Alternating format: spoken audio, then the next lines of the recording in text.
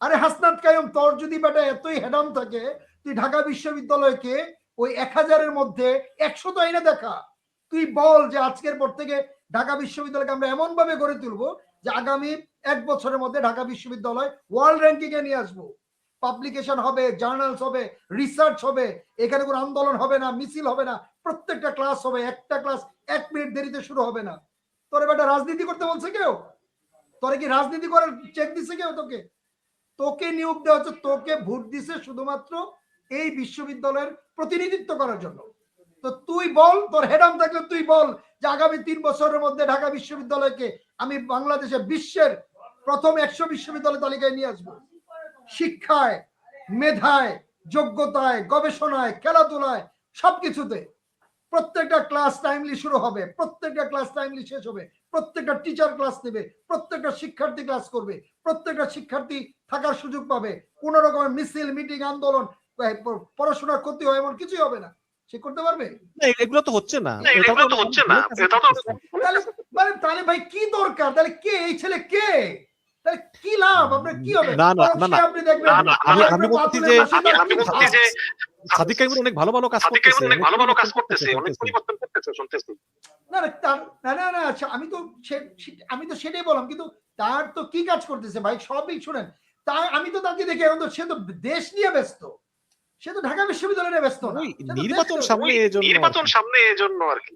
না না না ভাই, যার যার কাজটুকু তাকে করতে দেন না ভাই। ভিসি নাই, ওই বিশ্ববিদ্যালয়ের ভিসি নাই, প্রভিসি নাই, সেখানকার আপনার প্রক্টররা নাই, প্রভোস্টরা নাই, 1800 টিচার আছে, টিচাররা নাই, কর্মকর্তা কর্মচারীরা নাই। সাদিক কায়েম সব করে ফেলবে ভাই। আমি তো এইটাই বলতেছি, আমি যেটা চেয়েছিলাম মিশন ভাই, এই জন্য মাথাটা নষ্ট হয়ে যায় যে আমরা যে কারণে, আমি নিজে একজন জুলাই যোদ্ধা, আমার বিশ্ববিদ্যালয়ের একজন শিক্ষার্থী মৃত্যুবরণ করেছেন, 10 জন গুলিবিদ্ধ হয়েছেন। আমি নিজে গিয়ে, আমি তখন ল ডিপার্টমেন্টের চেয়ারম্যান ছিলাম, আমি নিজে গিয়ে আমার 4 জন শিক্ষার্থীকে বনানী থানা থেকে অ্যারেস্ট করার পর আমি তাদেরকে ছুটাই নিয়ে আসছি। সো আমরা সবাই নেমেছিলাম আসলে একটা পরিবর্তনের জন্য, নতুন এক বন্দোবস্তের জন্য। এই যে ছেলেরা এখন যে ক্ষমতা, পাওয়ার এক্সারসাইজ করছে, এটা কিন্তু ভয়ঙ্কর রকমের খারাপ। আমি তো, আমার মনে হয় যে ঢাকা বিশ্ববিদ্যালয়ের কোনো মানে যারা ভিপি ছিলেন, তারা এইভাবে পাওয়ার এক্সারসাইজ করে, এরা তো নিজেকে এখন মিনিস্টার মনে করে, বড় বড় এমপি মন্ত্রীদের সঙ্গে গিয়ে বসে, অত তারা এখনো শিক্ষার্থী, তারা এখনো পড়াশোনা করছে। এটা কখনোই হওয়া উচিত না। আপনি দেখবেন যে এখন যে ছেলেটা হয়েছে ঢাকা বিশ্ববিদ্যালয়ে যে বিপি সাদিক, আপনি তার অ্যাটিটিউড দেখবেন, মানে he feels he like a minister, prime minister. সে, তার এমন একটা ভাব। তো হু ইজ হি? কেছে সে? ঢাকা বিশ্ববিদ্যালয়ের 40,000 শিক্ষার্থীর মতো সে একজন শিক্ষার্থী, দ্যাটস ইট। তাকে তাকে সবাই মিলে একটা মনোনয়ন দিয়েছে, বৈধতা দিয়েছে, তারা সিলেক্ট করেছে কিংবা ইলেক্ট করেছে যে ঠিক আছে, তুমি আমাদেরকে দেখভাল করবা, আমাদের নেতৃত্ব দিবা। তো সে তো এখন দেশ নিয়ে ভাবা শুরু করছে। তার তো চিন্তা ভাবনা চেতনা হওয়া উচিত বিশ্ববিদ্যালয় কেন্দ্রিক। বিশ্ববিদ্যালয়ে পড়াশোনা হয় কিনা, ক্লাস হয় কিনা, টিচাররা ঠিক মতো পড়াচ্ছেন কিনা, কোন কোন টিচার ছুটিতে আছেন, কি কোন ছুটিতে আছেন, কি হালে আছেন, ঠিক মতো পড়াশোনা হচ্ছে কিনা, এক্সাম গুলো হচ্ছে কিনা, রেজাল্ট পাবলিশ হচ্ছে কিনা, এগুলো কোনো খবর আছে? সে তো এখন ব্যস্ত। আপনি দেখবেন যে মন্ত্রী মিনিস্টারদের কিনে উঠা বসাটা, সে তো ফিল করে যে আমি অলরেডি মিনিস্টার হয়ে গেছি, এমপি ওমনি। তো এটা তো খুবই একটা, আমি তো মনে করি যে ভয়ঙ্কর একটা দিক। একটা ছাত্র রাজশাহী রাকসুর যে জিএস হয়েছে, আপনি তার ভাষা শুনেছেন? তার স্লোগান অকথ্য ভাষায়, ওই যে সালাউদ্দিন আম্মার, হ্যাঁ, তার মা সামনে বসা, মার সামনে কি জঘন্য ভাষায় মানে স্লোগান দিচ্ছে। এটা কোন ধরনের শিক্ষা? তার তো এটা দায়িত্ব না। তার দায়িত্ব হচ্ছে রাজশাহী বিশ্ববিদ্যালয়ের পড়াশোনার মান উন্নয়ন করা। 5টি বিশ্ববিদ্যালয় শিবির ছিল না, এখন আছে। এআর খান, আপনি কি দেখেন না? জি না, জি। তাহলে আমি আপনাকে বলি যে আপনি যে কথা বললেন যে তারা যদি এই কথা বলে, তাহলে তাদের কি প্রয়োজন আছে? আচ্ছা, যে প্রশ্ন করেছে, প্রশ্নের উত্তর দিচ্ছি যে 5টি বিশ্ববিদ্যালয় শিবির আছে।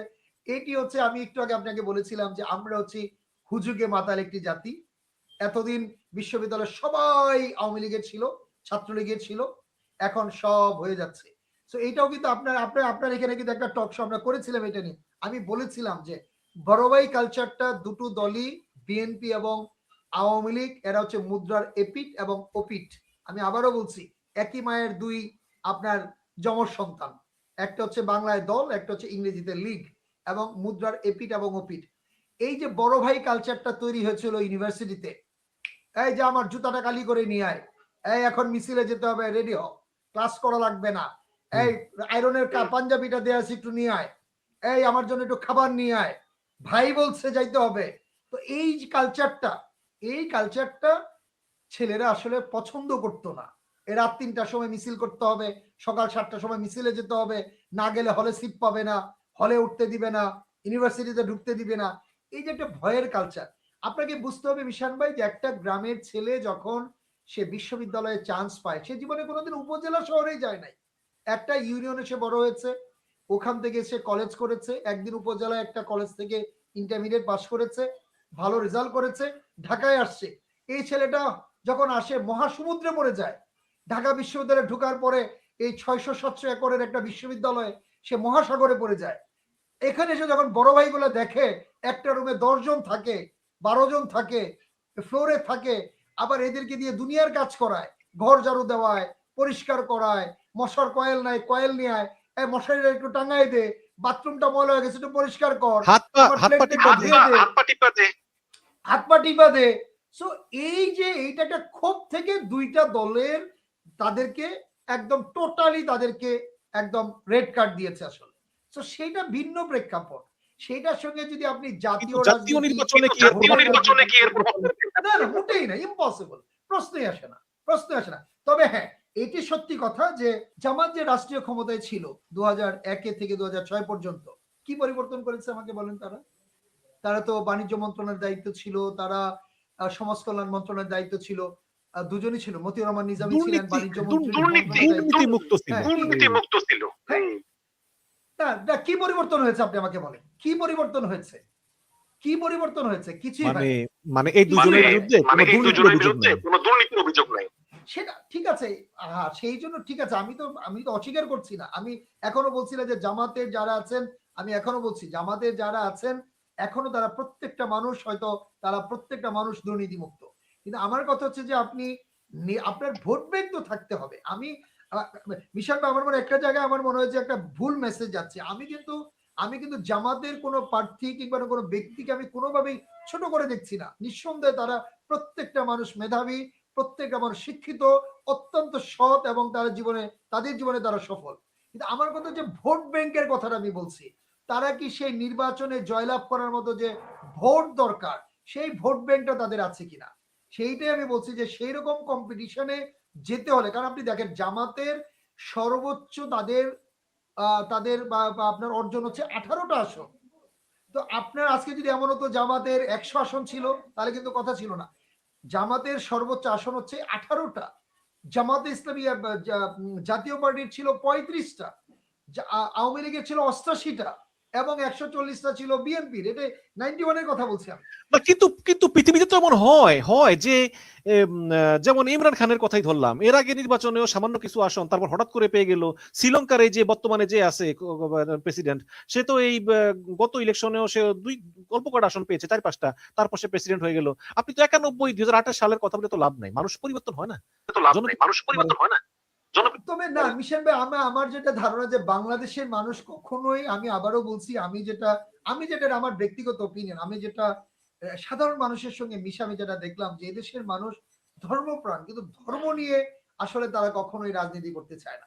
যে আমি একজন মুসলমান, বাংলাদেশের মানুষ কি জানেন, সে নামাজ পড়বে, জুম্মায় যাবে, রোজা রাখবে, হজে যাবে, এবং আপনার ইসলাম ধর্ম মেনে চলবে। কিন্তু ধর্ম নিয়ে রাজনীতি করতে হবে, এই ধর্ম কেন্দ্র করে আবার নতুন করে আপনার এই যে কি বলে যে রাষ্ট্র পরিচালনা করতে হবে, এটা কিন্তু আসলে গ্রামের মানুষ চায় না।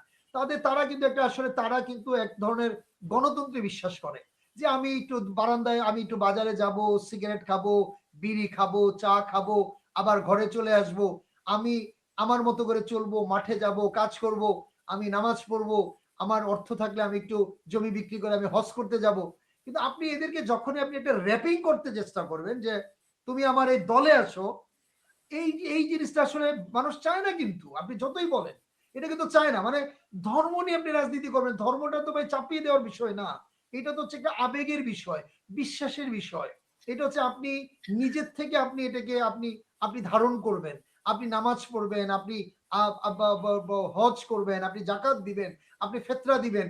কারণ এইটা যদি আপনি একটা আপনি যদি বাধ্যতার মধ্যে নিয়ে আসেন, হিজাব পড়তে হবে, বুরকা পড়তে হবে, নেকাব পড়তে হবে, একা যেতে পারবা না, মানে মানুষের ভিতরে এই জিনিসগুলো কিন্তু মানুষ চায় না।